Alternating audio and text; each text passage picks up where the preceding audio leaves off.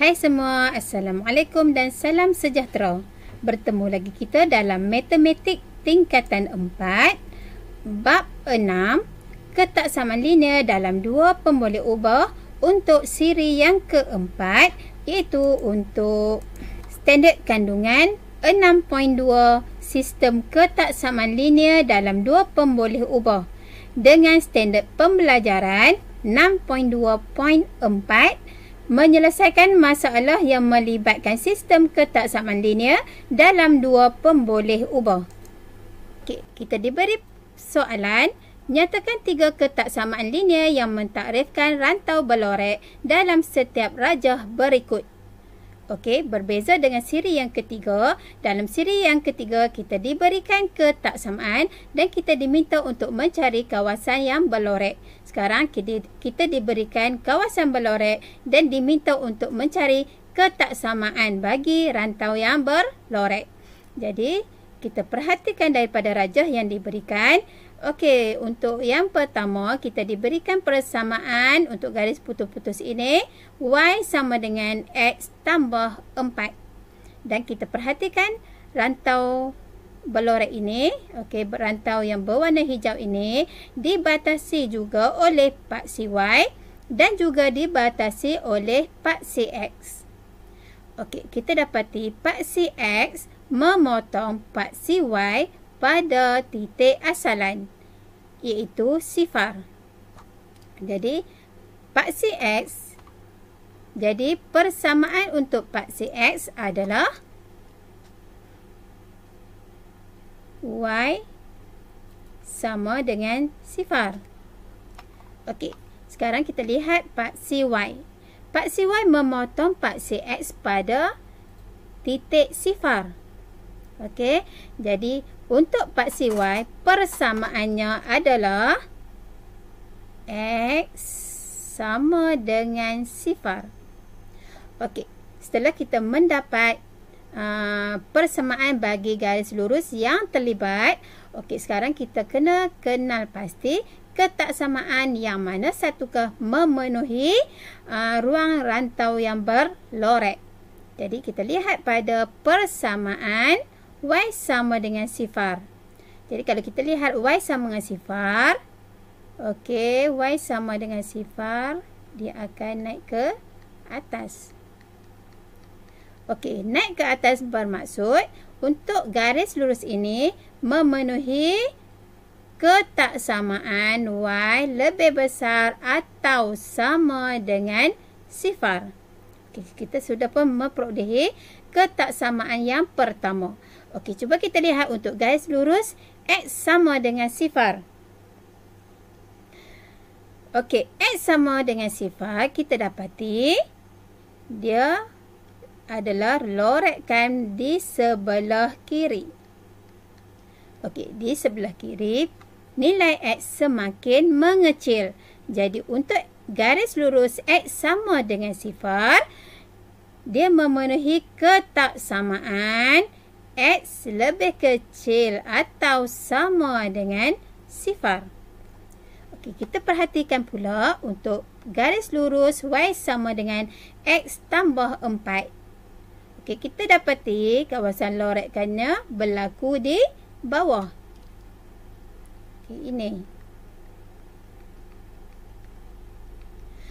Jadinya, okey, apabila kawasan lorekkannya di bawah, maka ketaksamaan yang sesuai untuk Y sama dengan X tambah 4 adalah lebih kecil ataupun Y kurang daripada X tambah 4.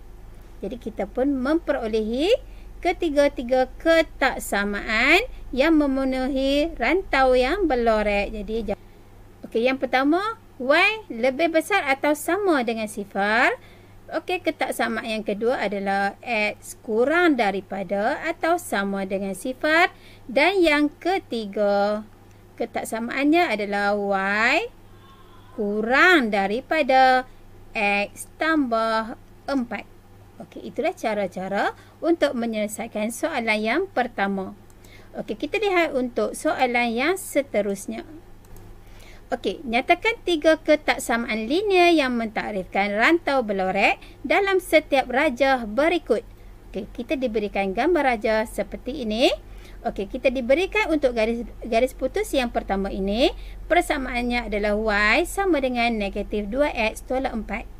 Okey, untuk garis lurus yang kedua, garis putus-putus, kita diberikan persamaan y sama dengan 2x tolak 4. Dan yang terakhir, kalau kita perhatikan juga, rantau tersebut juga dibatasi oleh paksi X. Sekarang kita cek untuk garis lurus y sama dengan negatif 2x tolak 4. Kita perhatikan kawasannya berada di atas. Kawasan lorekannya berada di atas persamaan garis lurus tersebut. Maka menunjukkan kawasan ini lebih besar. Maka kita boleh dapatkan ketaksamaan yang pertama adalah y lebih besar daripada negatif 2x tolak 4. Okey, kita letakkan satu sahaja tanda di sini. Tidak ada garis putus, tidak ada dua garis di bawah ni kerana garis lurus yang diberikan adalah garis putus. Okey, kita lihat untuk garis lurus yang kedua. Okey, garis lurus yang kedua juga adalah garis putus. Okey, lorekannya berlaku di atas.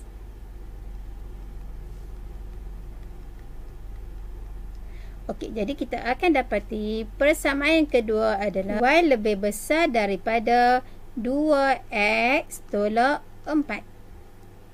Okey, sekarang kita perhatikan untuk ketaksamaan yang ketiga. Okey, kita dapati rantau sepunya, rantau lorekan sepunya ini juga dibatasi oleh paksi X. Okey, dibatasi oleh paksi X. Okey, seperti yang kita dah maklum tadi, paksi X persamaannya adalah y. Okey, sekarang kita cek kawasan berlorekan itu berlaku di atas atau di bawah. Okey, kita dapati kawasan lorekannya berlaku di bawah. Jadi kita akan tulis y lebih kecil. Okey. Y kurang daripada atau sama dengan 0. Kerana garis lurus di sini adalah garis lurus yang solid. Maka kita perlu letakkan dua garis di bawah. Jadi ketaksamaannya adalah y kurang daripada atau sama dengan 0. Okey, itulah cara-cara untuk menyelesaikan soalan ini. Kita lihat contoh yang seterusnya. Okey, soalan, nyatakan 3 ketaksamaan linear yang mentakrifkan rantau berlorek dalam setiap rajah berikut. Kita diberikan 3 persamaan. Okey, kita perlu tentukan rantau lebih kecil ataupun lebih besar. Okey, jadi kita lihat untuk garis lurus X sama dengan 3. Jadi kita dapati garis lurus itu lorekannya berlaku di sebelah kiri. Okey, berlaku di sebelah kiri menunjukkan kurang daripada. Okey, dan kita dapati garis lurus tersebut adalah garis lurus yang solid. Maka jawapan untuk yang pertama X kurang daripada atau sama dengan 3. Kita lihat garis lurus yang kedua, 3y sama dengan 5x. 3y sama dengan 5x. Cuba kita perhatikan kawasan yang telah berlorek ini. Okey, kalau kita lukis, okey, dia berada di bawah garis lurus 3y sama dengan 5x. Okey, berada di bawah bermaksud kurang daripada. Okey, cuma sekarang kita perlu letak kurang daripada atau sama dengan atau kurang daripada sahaja. Jadi, kalau kita lihat di sini garis lurusnya adalah garis lurus yang solid. Maka jawapannya adalah 3y kurang daripada atau sama dengan 5x.